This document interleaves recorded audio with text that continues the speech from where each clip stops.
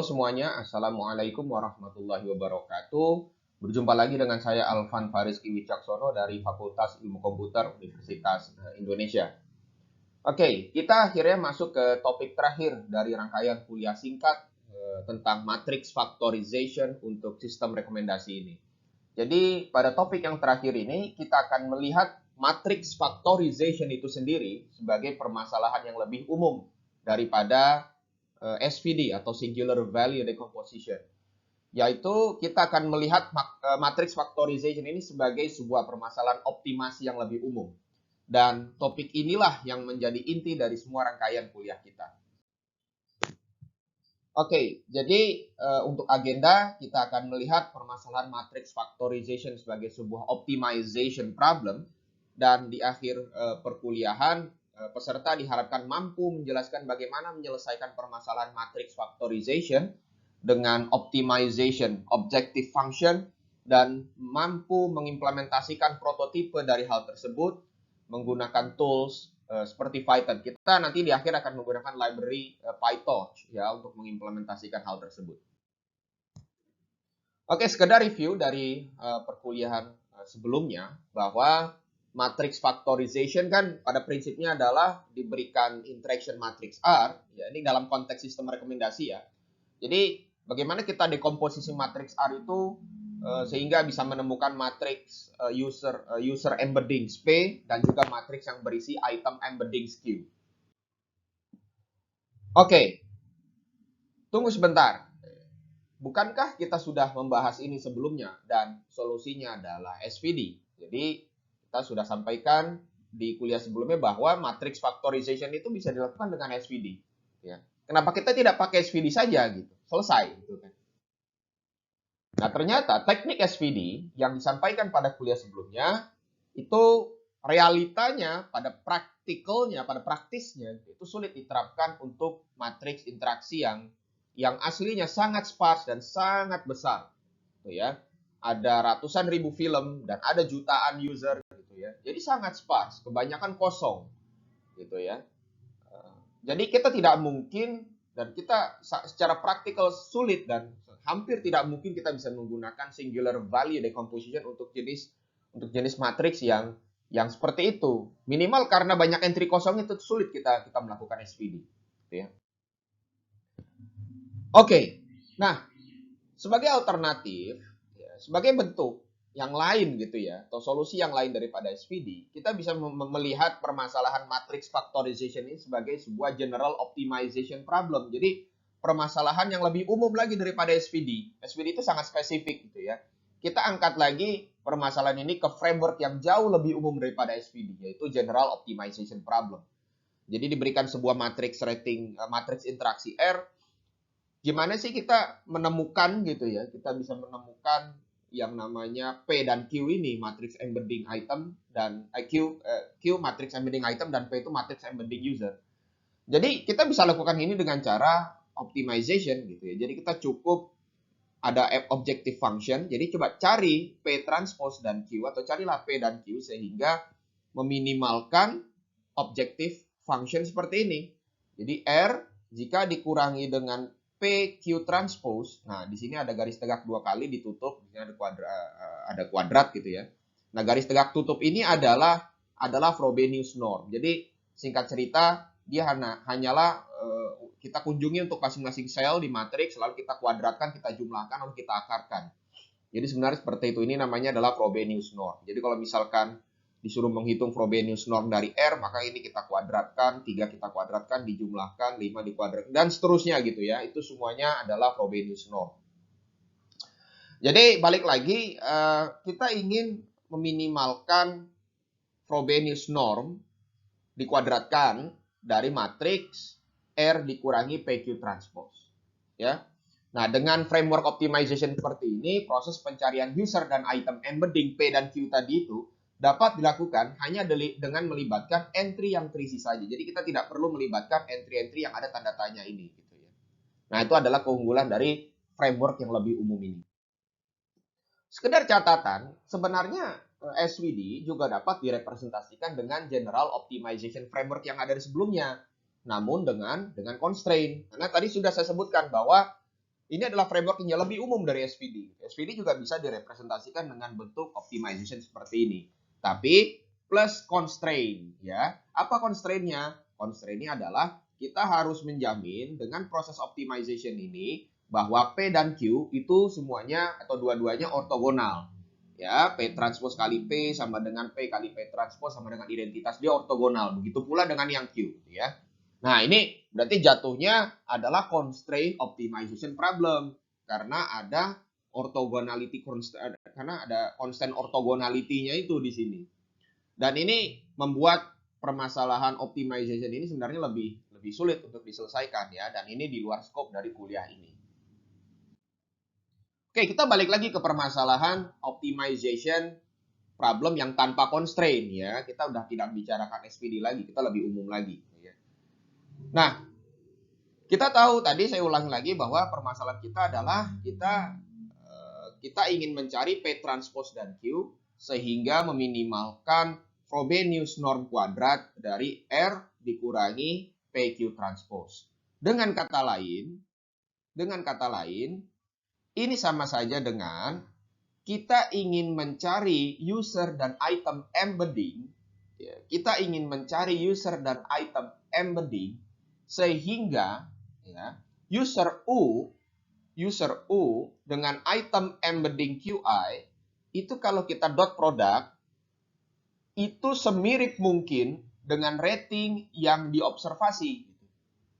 Misalkan user 1 dengan item 3 diobservasi ratingnya adalah 5. Kita ingin agar embedding user 1 dengan item 3 kalau di dot product itu harus errornya harus kecil menuju 5. Intinya harus fit ke angka 5 gitu. Kita ingin usahakan seperti itu. Ya, inilah dia. Jadi loss-nya kita bisa ganti seperti ini. Jadi kita ingin meminimalkan proses penjumlahan ini gitu ya untuk setiap pasang user U dan I yang ratingnya diobservasi. Jadi kita tidak mempertimbangkan user item yang masih tanda tanya seperti ini, tidak kita pertimbangkan. Ini maksud Z di sini. Jadi Z di sini adalah pasangan user item yang terobservasi nilai ratingnya, bukan tanda tanya. Nah ini errornya, ini kan errornya nih. RUI, rating yang diberikan user terhadap item I, dengan prediksinya ya.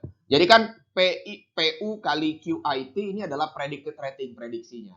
Sedangkan RUI itu adalah rating aslinya gitu ya. Nah, itu kita ingin agar loss-nya atau error-nya sekecil mungkin, dia agar fit banget gitu ya. Kira-kira seperti itu. Nah, secara praktis sebenarnya permasalahan optimization seperti ini itu solusinya tidak unik. Gitu ya. Jadi, kita perlu term regularization untuk membuat dia solusinya menjadi unik dan juga untuk mencegah overfitting. Nah, bagaimana caranya kita optimisasi permasalahan persamaan berikut atau loss function berikut. Jadi kan ini adalah loss function utama kita gitu ya. Kita ingin optimisasi agar rating prediksi dengan rating observe-nya semirip mungkin, sedekat mungkin, plus ada regularisasi di sini untuk mencegah overfitting dan untuk membuat agar solusinya unik.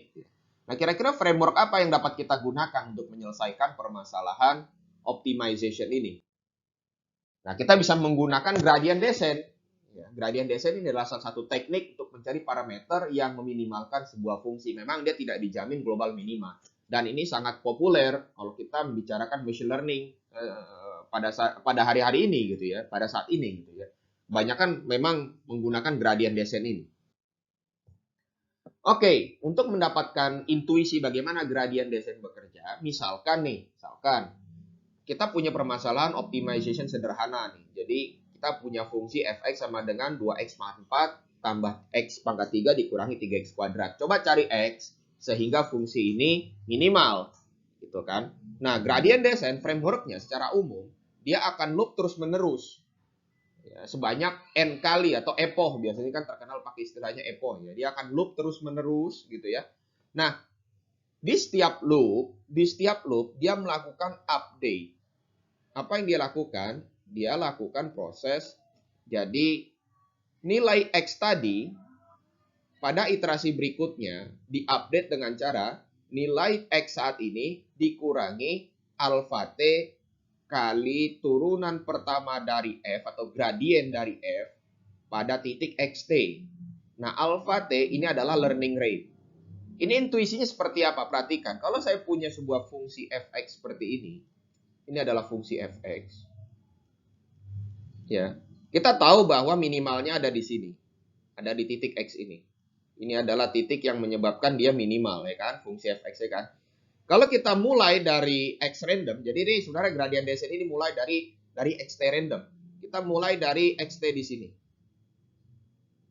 Kalau kita lihat, kalau kita ingin update, kan kita harus mundur ke kiri atau mundur ke bawah gini ya. Nah, ini kan kalau kita hitung gradiennya di sini positif, di sini gradiennya positif. Nah, kalau dia gradiennya positif, artinya dia harus mundur. Nah, makanya kalau di sini gradiennya positif, gradiennya harus mundur agar dia menuju titik yang minimal. Makanya di sini negatif. Makanya dia berlawanan dengan gradiennya. Kalau gradiennya positif, dia harus mundur. Tetapi kalau misalkan dia ada di sebelah kiri, ini kan gradiennya negatif. Nah, kalau gradiennya negatif, berarti ikuti saja. Ikuti saja arah gradiennya, supaya dia menuju titik yang minimal. Makanya di sini benar nih negatif. Nah, inilah dia intuisi mengapa di sini negatif. Gitu ya. Nah, ini terus-menerus dilakukan sampai dia converge. Sampai dia converge gitu ya, menuju titik X yang minimal. Nah, ini sekedar contoh aja yang permasalahan sebelumnya. Kita mulai dari X1 2.0, 2,0. Ini random nih ya.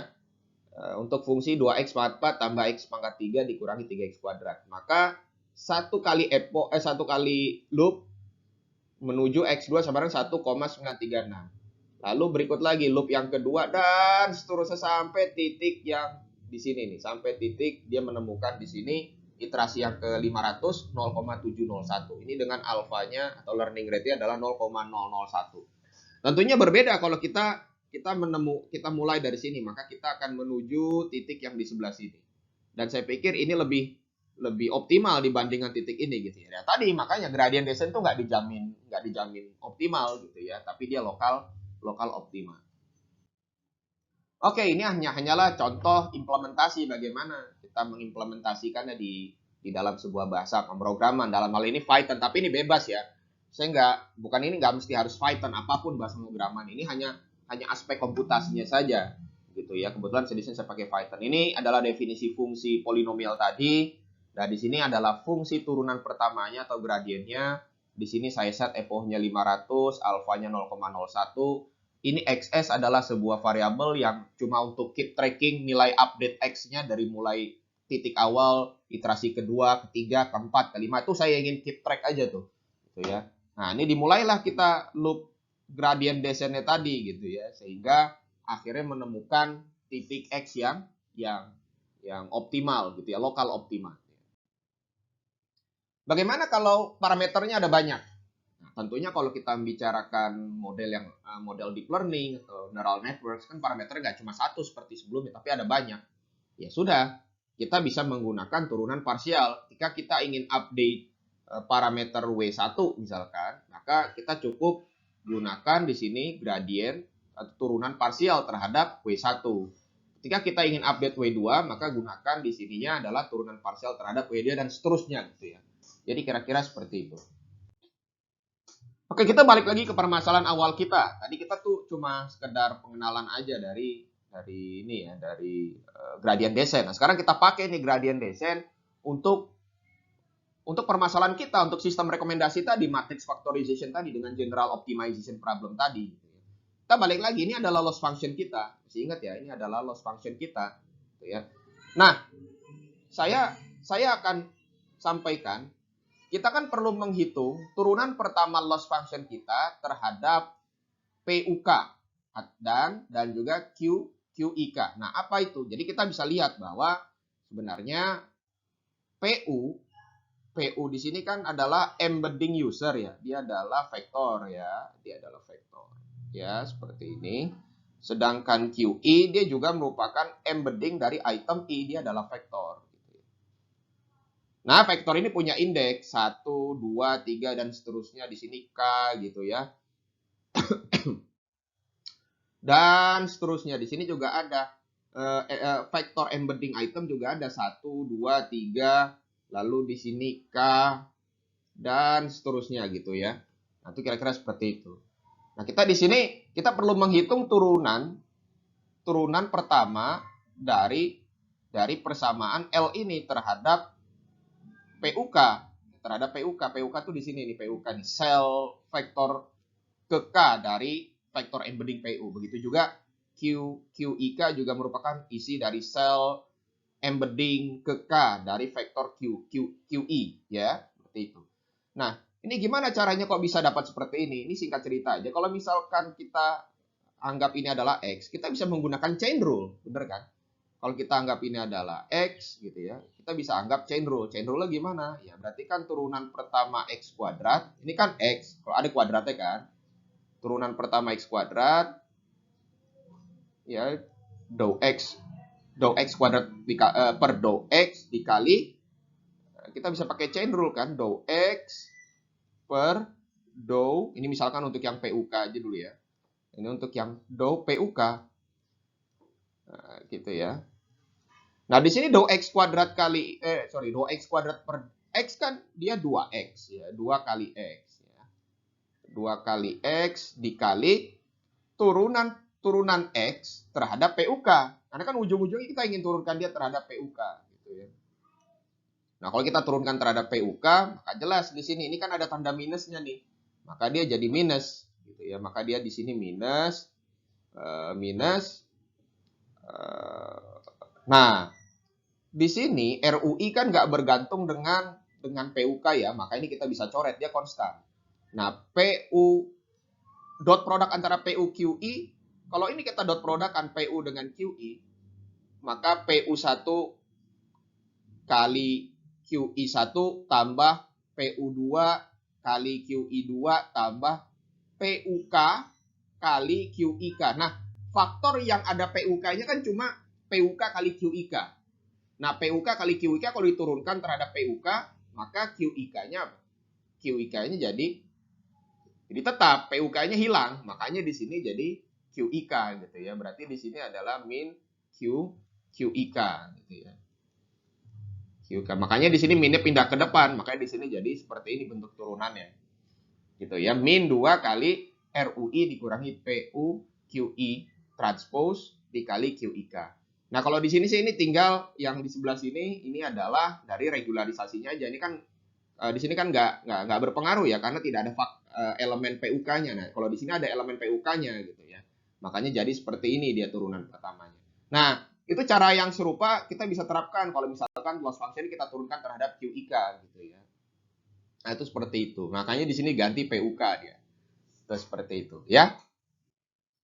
Oke, nah inilah saatnya kita coba implementasikan ide kita tadi. Yang pertama, kita menggunakan PyTorch ya. Kita menggunakan PyTorch di sini. Nah, di sini kita membuat matriks interaksi untuk dummy aja ya, untuk testing aja. Jadi ini barisnya adalah user, ada 5 user, lalu di sini ada 5 item gitu ya.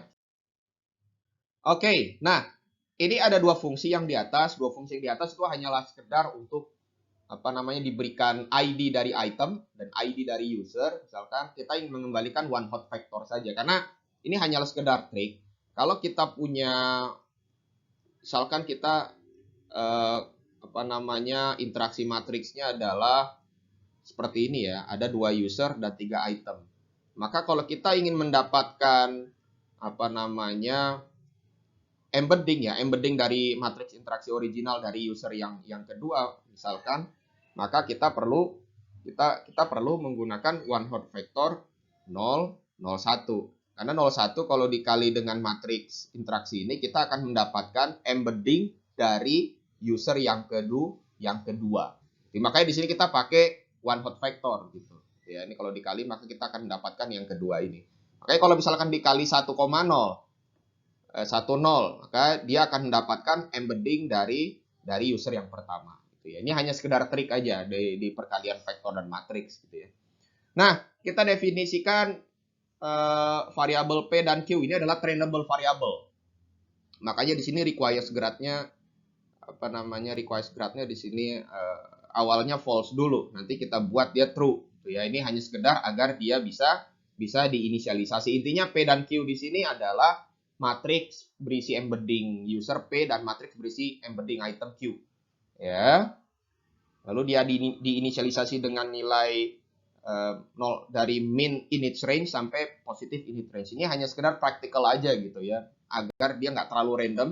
Jadi biasanya bagusnya itu randomnya di sekitar titik 0 untuk setiap sel yang ada di matriks P dan Q. Nah, ini adalah definisi kita untuk loss function-nya gitu ya. Jadi kita cukup loop aja untuk setiap pasangan user dan item. Lalu kita kita hitung ya jarak antara atau selisih antara rating sesungguhnya dengan predicted rating, tapi juga saya ikut sertakan di sini adalah regularisasinya.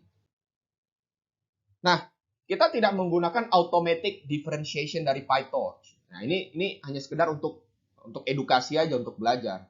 Kita coba turunkan secara manual loss function tadi terhadap DP dan DQ. Tadi kan sudah disampaikan tuh, DL, DPUK, dan DL, DQIK gitu kan. Nah, ini adalah realisasi ke bentuk kodenya gitu ya. Ini adalah DL, DPUK, ini adalah DL, DQIK. Tapi ini tidak untuk satu user atau satu item. Ini sekaligus untuk keseluruhannya gitu ya. Jadi biar sekaligus saja perhitungannya. Lihat di sini juga ada regularisasi ya. Di sini ada makanya di sini ada turunan pertama dari regularisasi terhadap PUK. Ini turunan pertama regularisasinya, faktor regularisasinya terhadap QIK.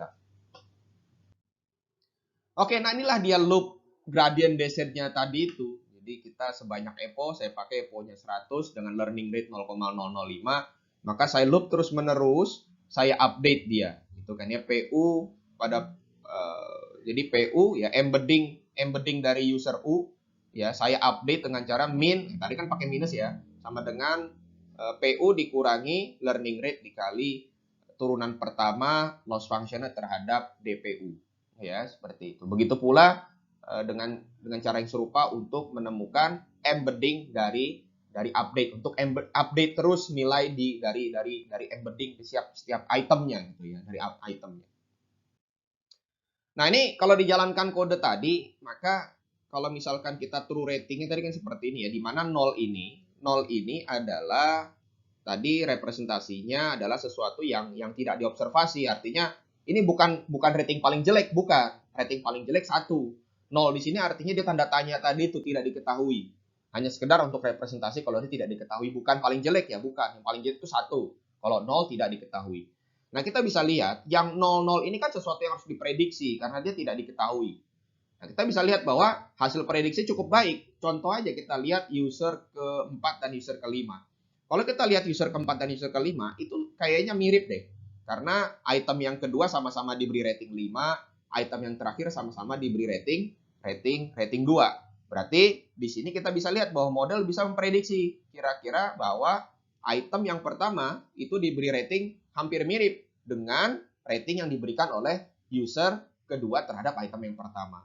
Ya, begitu pula di sini item yang ketiga dibuat mirip karena item yang ketiga oleh user keempat itu kan dikasih rating 3 atau di sini sih hasil prediksi 2,8. Nah, di sini diprediksi nggak beda jauh, mirip 2,6. Jadi sukses nih hasil prediksinya, kira-kira mirip dengan yang diharapkan.